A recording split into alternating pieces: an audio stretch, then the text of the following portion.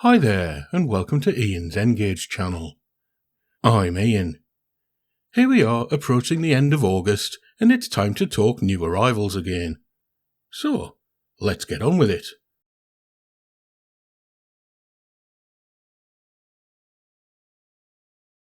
Firstly, there's a new loco addition to my fleet, and it's a Graham Farish 64XX pannier tank that was revealed during Bachmann's Spring 2025 announcement. I actually saw the model on the Bachmann stand at the London Festival of Railway Modelling back in March and thought its release was imminent. But obviously it wasn't, as the loco didn't arrive with me until the beginning of this month. I've gone for the BR lined green livery with late crest, and on first inspection it's a cracking looking model. It has both finely moulded details and separately fitted parts, which include details such as metal handrails, metal buffers, and a turned metal chimney. Windows in the cab are glazed, and behind the cab there's a coal bunker fitted with moulded coal, above which are windows fitted with guards. Lining, lettering and numbering are all nicely applied to the model, with all looking crisp and detailed. The model has a metal chassis, and although I've not removed the body shell yet, I'm reliably informed that it contains metal body weights, so it should have enough traction to haul a decent rake of wagons or coaches should the need arise. In prototypical use, however, the loco was built by GWR for push-pull passenger operations and would have been operated alongside an auto coach. The model is powered by a coreless motor, which drives the centre wheels, but there are pickups on all 6 wheels. For operation on DCC, the loco requires a right-angled decoder, although I may try fitting it with the Zimo MX615N micro-sized decoder that I talked about in last month's new arrivals video. As usual, I'll be fitting a DCC decoder to the model at some point in the near future, so watch out for a video on that on the channel sooner rather than later. There'll also be a more in-depth review of the model after I've used it for a few months.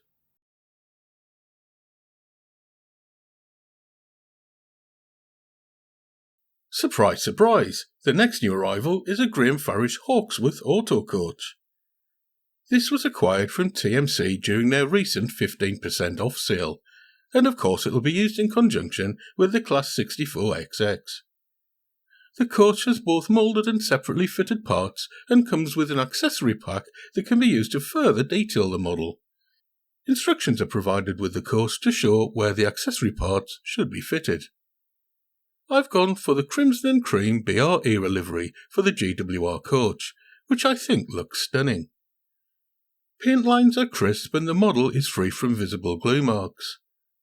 Transfers and lettering are all nicely applied, and those that aren't legible with the naked eye can be read under magnification. The coach runs freely on its metal wheels and features NEM coupling pockets that are fitted with rapido couplers as standard.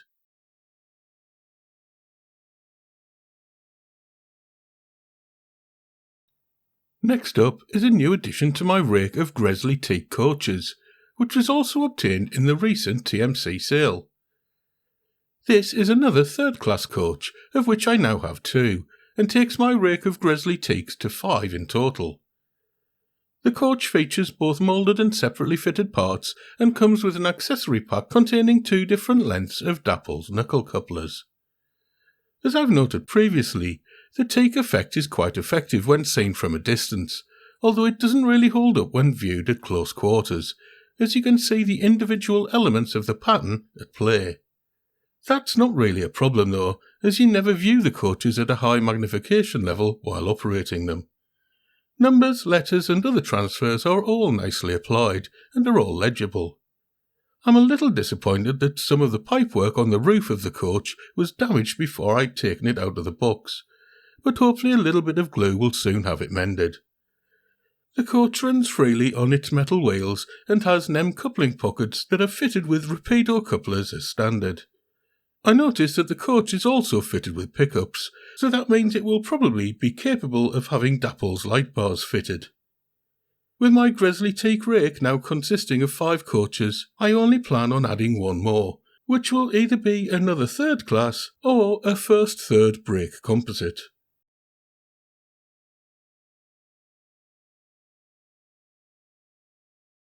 Next, we have a single-track straight viaduct made by Muddle Barn Union. Muddle Barn Union is a new manufacturer to me, and it looks like they've created an impressive laser-cut MDF kit with engraved stonework.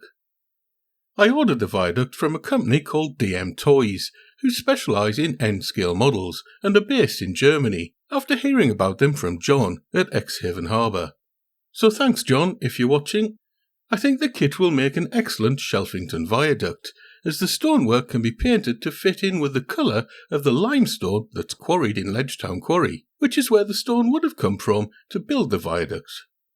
The kit comes with a set of pictorial instructions, but to be honest, I prefer kits to have a few more words to help me out during construction, as it's not always obvious as to how pieces are supposed to fit together. I'll figure it out though. Actually, the only problem I really foresee is that the viaduct is too high for where it needs to go, so I'm hoping I can cut it down by around 10mm, so that the track bed matches the height of the surrounding landscape. As it stands, the viaduct is also a little shorter than I'd like. However, several of the viaduct's arched sections can be joined together to create a longer span, so depending on how easy the kit is to modify, I may be purchasing at least one more in the future in order to extend it. So, watch this space, as they say.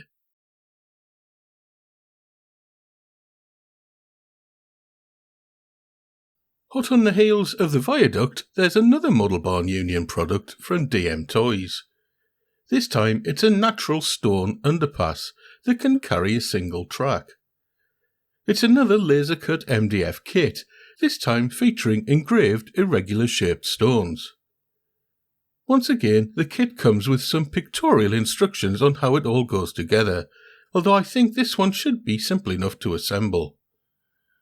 I'm hoping to fit the underpass below the track that leads from Mantlethorpe to Sill Harbour, as it will allow traffic to go off-scene near to the edge of the baseboard.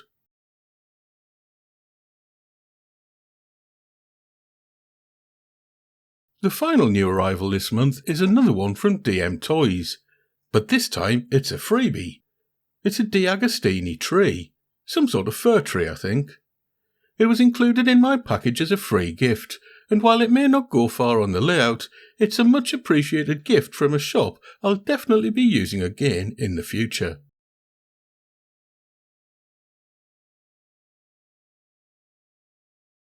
Okay, so it turns out that the tree wasn't the final item in this month's new arrivals video. However, I'm not revealing what the final item is just yet until I've got it working. It's quite large, and you can probably guess what it is, especially as you're currently looking at the space I had to clear in order to fit it into the train room. I've held off getting one of these for several years and have decided to blame Paul at Wickford for pushing me over the purchasing edge and into ownership.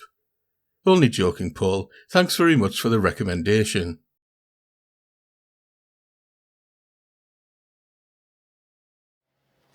Right, here's a quick running session featuring as many of the new arrivals as possible.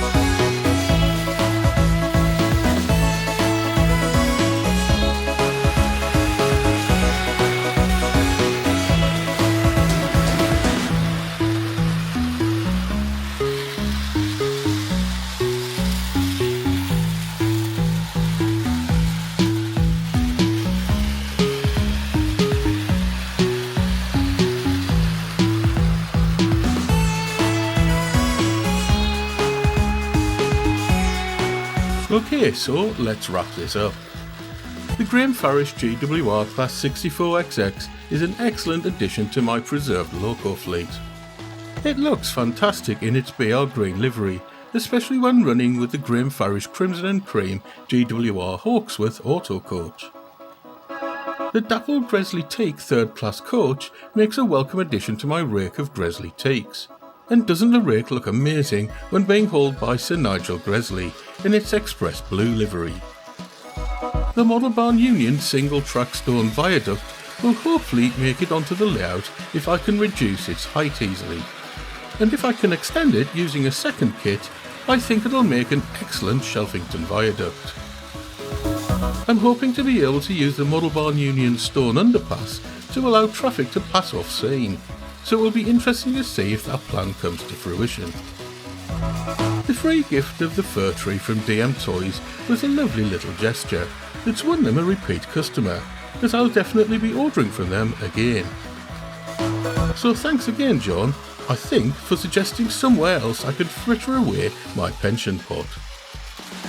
Finally, the space I've created in the train room will be explained in a future video, but in the meantime, thanks again to Mr. Shady for recommending what will be residing there. Okay then, do you have any of the items I've shown in this video? Or have you used DM Toys or purchased any Model Barn Union models? If so, what have your experiences been with them? Good, bad or indifferent, please let me know what you think in the comment section. In the meantime, thanks ever so much for watching. Hopefully there'll be more new arrivals to report on in the coming months. Bye.